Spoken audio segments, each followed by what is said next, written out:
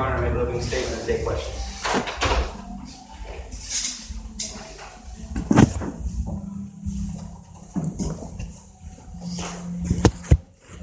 Well, another typical hard-fought CAA conference game.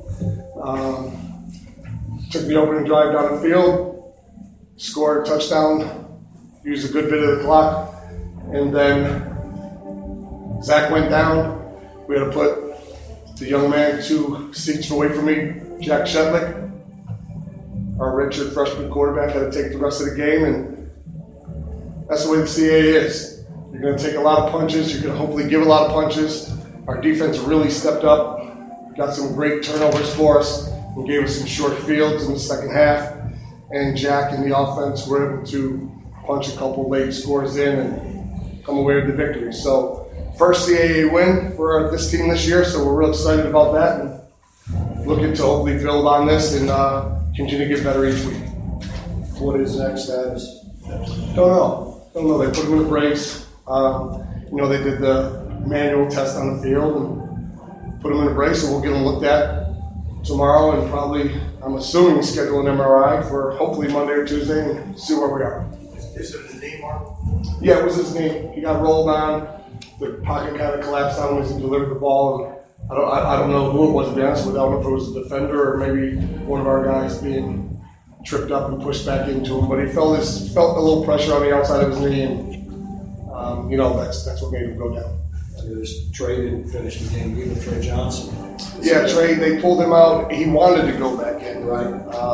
But they, gave him the concussion protocol, so they held him out. And he was a little upset about that at halftime, and I think they pretty much grabbed his helmet and got his shoulder pads away from him to make sure he wouldn't try to sneak back in there, because I wouldn't be surprised, as competitive as Trey is, if he had his helmet and shoulder pads stand on the sideline, he may have tried to do something like that. So, we'll go through concussion protocol with Trey and hopefully have him back by next week, depending on how he's feeling tomorrow.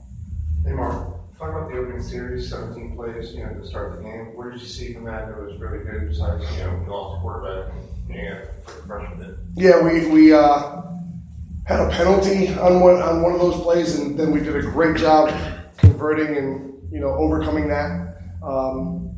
That's kind of what happened to us last week, to be honest with you, against Albany. They were keeping us off the field, and I'm not saying that was our game plan going in, but, whenever you can take almost half the quarter off the clock at the opening drive and finish with a touchdown, that's huge.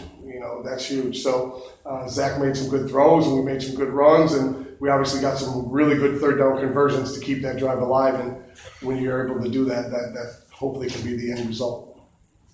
Good. How important is it to have a defense so you can kind of hang your hat on when you have these rash of injuries, Luch, QB, wide receivers? It's just...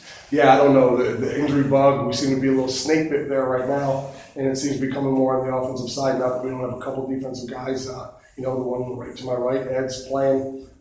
He's feeling good, but he gets banged up a lot the way he plays, so physical. And, we're not 100% over there, but, these guys find a way to stay on the field, and obviously tonight they found a way to get their offense, Towson's offense, off the field. So I feel bad in a way that we're putting them in so many dire positions where we're relying on them, but obviously tonight our defense, it didn't seem to bother them at all. It might have bothered me more than it bothered them. They just took the field each time and came up with big stop after big stop, and toward the end there, turnover after turnover, and that's what sealed the game for us, the way our defense played, and as I mentioned, gave us those short fields at the end. Hey, Mark, talk about the 1 for 11 on third down. I know that's not the greatest thing to have, but you still pulled out a win, so is that something you're going to work on this weekend? Most definitely. Most definitely. I mean, you never want to go 1 for 11. Our goal is to go 45% on third down, and we've been pretty good with that the majority of the year, to be honest with you. But tonight, for whatever reason, we got ourselves in some third and abnormally long situations, and those are hard to convert. I like to have a few of those 3rd and 1s like Towson seemed to get for themselves and run a quarterback sneak here and there to pick up the first down. But, it's always something. There's always something to work on. Hopefully there's not many things to work on. So if this week it's third down conversion, then we'll work on third down conversion. Last week, we had a chance for 28 points with 4 trips in the red zone and only came up with 10 in the regulation. So last week, maybe it was a little more emphasis on red zone offense. So, but we're going to do what we do. We're going to have a third down period during the week. We're going to have a red zone period during the week. We're going to have a short yardage goal line period during the week. And, hopefully, with all the practice that accumulates over week after week after week, you can continue to improve in all the areas mentioned above. How would you assess Jack's performance tonight? He didn't complete a pass in the second half, but he did score 2 touchdowns. Yeah, man, he threw a pass and completed the first touchdown there. And then in the second half, he ran in for 2 scores. So Jack did a great job coming in for Zach. And, he's a competitor. And it's hard when you get put in that situation because Zach, your number 1 guy, gets the majority of the team reps in practice. So it's hard to come in with very minimal team reps in practice during the course of a whole week and then go out there, be thrust into it and doing it at game speed. So, now depending on Zach's situation, Jack will get the reps. So hopefully we'll be a little more comfortable. But the way you ran the ball tonight, I think our opposing defenses that we're going to face in the future realize that we have a guy who can be a dual threat kind of guy. Jack, I wondered, your first drive went pretty well, touchdown right away, and then 3 turnovers. How did your teammates help keep you in the game, keep you focused, ready to go? Yeah, my teammates were completely behind me, and that's the reason why I finished the game. But every time I would come off, they would be like, you're good, let's get it again. And they never let me get down. So that was great. And were you nervous at all, or did you not have time to get nervous? The first drive I was a little antsy, but once we got that touchdown, I settled down. But then that was our opener, so that's what I've been looking at. And then when we've been doing more of our play calling, I kind of got a little sidetracked in the beginning of the second quarter. But second half we were running it, so I was feeling good then.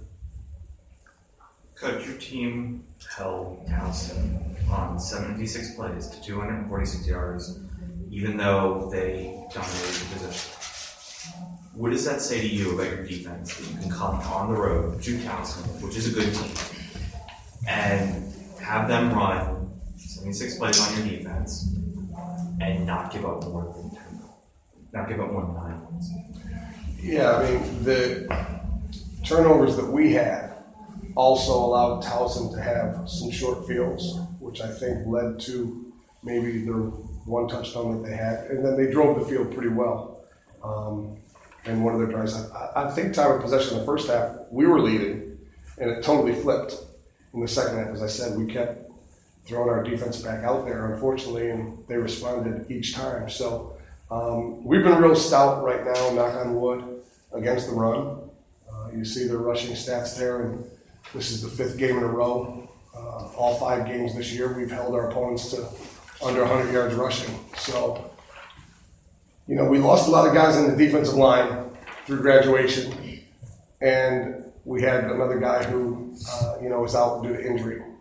So we thought we were going to be kind of young and maybe not so stout up front against the run, and it seems like these young guys are playing really well for us. And, you have a real experienced second level with Ed and Jeff Steve and them at the linebacker level, and then experienced secondary. So I'm really pleased with the play of our D-line to be so